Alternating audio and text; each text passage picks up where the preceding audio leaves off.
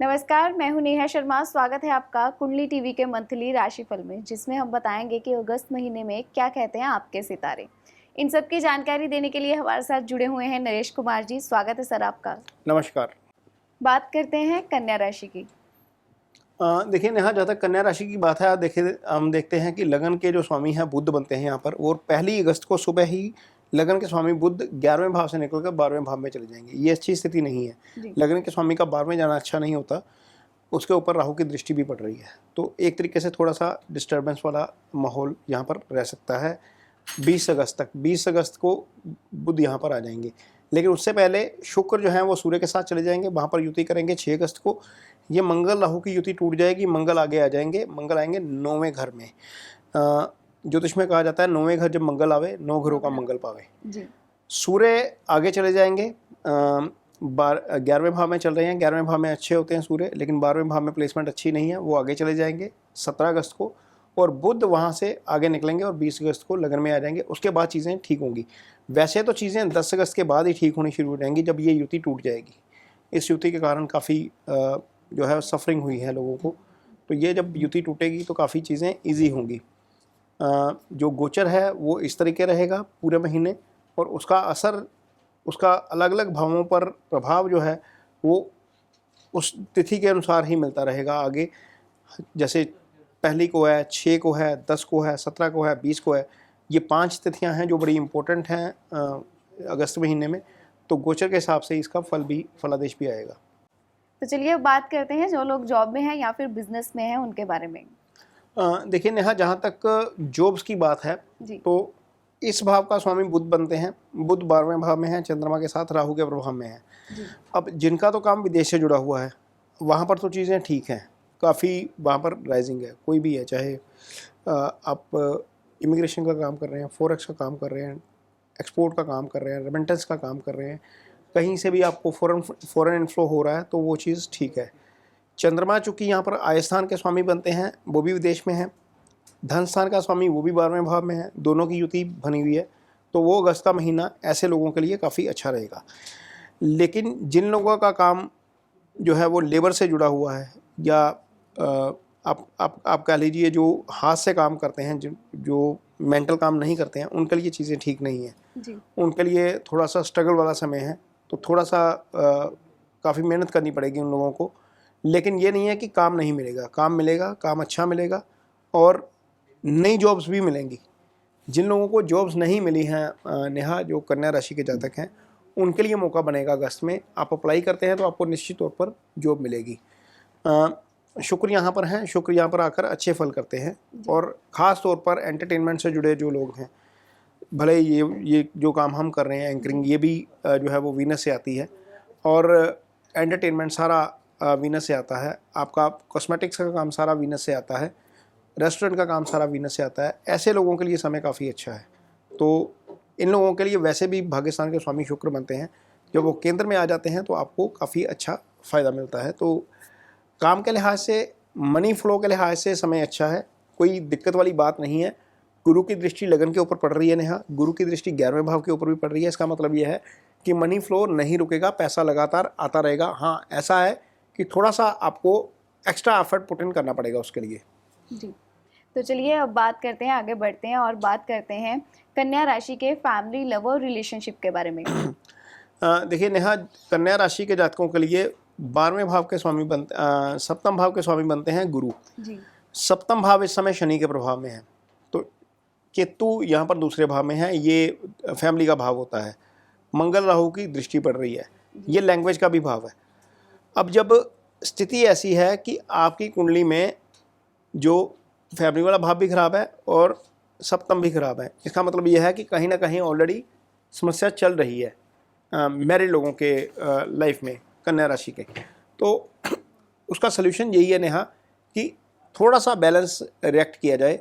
यदि कोई स्थिति ऐसी आती है, आपस में किसी बात पर कन्फ्लिक्ट होता है या सहमति नहीं बनती है किसी चीज़ को लेकर, घर के किसी भी इशू को लेकर, तो थोड़ा सा कूल रहकर, काम रहकर उसके ऊपर सोच विचार कर आगे जवाब दिया जाए, या बात की जाए, या रिएक्ट किया जाए, तो चीज़ों से बचा जा सकता है। अदरवाइज़ प्लानिटरी पोजीशन ऐसी है कि छोटी सी बात तिल का ताड़ बनने में समय नहीं लगेगा। ये चीज़ आपको ध्यान में रखनी पड़ेगी अगस्त का पूरा महीना। जहाँ तक नेहा सिंगल्स की बात है, सिंगल्स के लिए ये भाव मजबूत है, बिल्कुल जी। ये भाव मजबूत है, क्योंकि शनि यहाँ पर अपने ही भाव में है और यहाँ पर वक्री हैं और यहाँ पर मौके बहुत बनेंगे। जब शनि किसी भाव में होते हैं तो वो भाव मजबूत हो जाता है। जी। शनि की दृष्टि जिस भाव पर पड़ती है उस भाव पर कोई ना कोई कष्ट या कोई समस्या आ जाती है, लेकिन यहाँ पर ये भाव मजबूत है, तो हो सकता है कि जो लोग सिंगल्स हैं उनके लिए मौका बने नए रिलेशनशिप का, कोई रिश्ता आए जहाँ पर आपकी बात आगे चले और आपकी शादी हो जाए वहाँ पर। तो ये एक्टिवेशन यहाँ पर हुई है और सूर्य वहाँ पर है। सूर्य जैसे ही आगे जाएंगे ये और मजबूत हो जाएगा और आपको अच्छा जो है वो पार्टनर कहीं ना कहीं मिलने की संभावना यहाँ पर बनती है। तो चलिए अब बात करते हैं स्टूडेंट्स और रिसर्चर्स की। देखिए नेहा, यहाँ पर बुध 12वें भाव में है, स्टडी के कारक हैं। जी। 20 को यहाँ पर आ जाएंगे।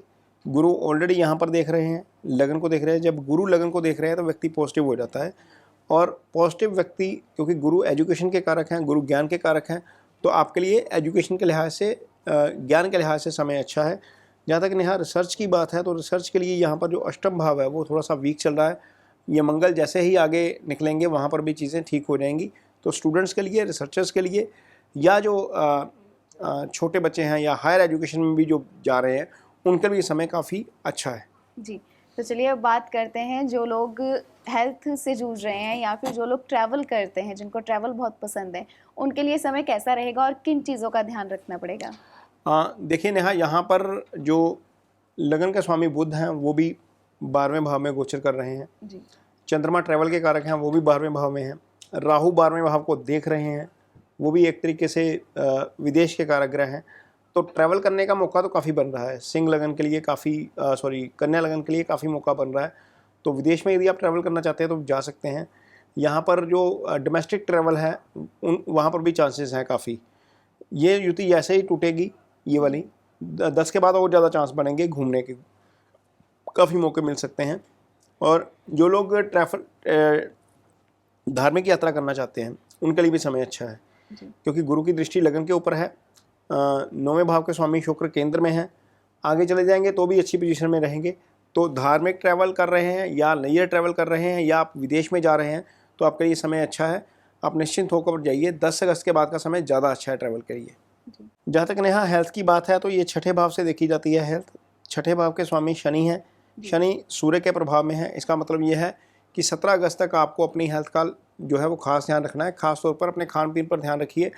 हो सकता है कि कहीं ना कहीं आपको स्टमक इन्फेक्शन या कोई ऐसी प्रॉब्लम आ जाए जो फूड रिलेटेड हो सकता है कईयों को गैस्ट्रिक प्रॉब्लम हो जाए।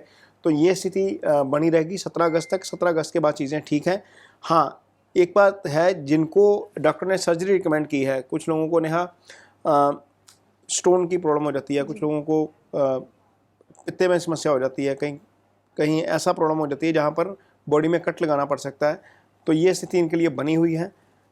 10 अगस्त से पहले पहले वो काम आपको करवा लेना चाहिए, उसके बाद चीज़ें आपके लिए बिगड़ सकती हैं। तो ये चीज़ जो बनी है वहाँ पर कॉम्बिनेशन आगे टूट जाएगा।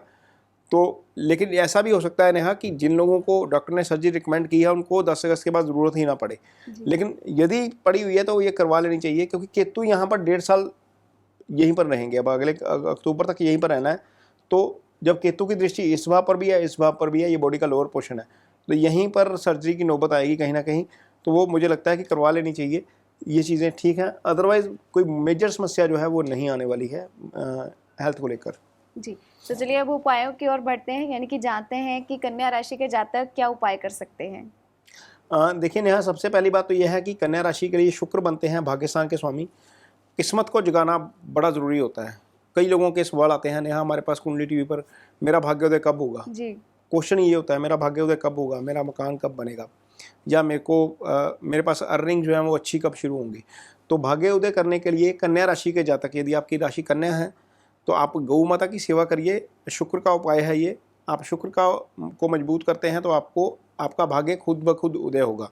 तो शुक्र का उपाय करने के लिए गौ माता की सेवा, गौशाला जाकर आप आटे का पेड़ा दे सकते हैं, गुड़ दे सकते हैं, या आप चारा दे सकते हैं गौ माता को।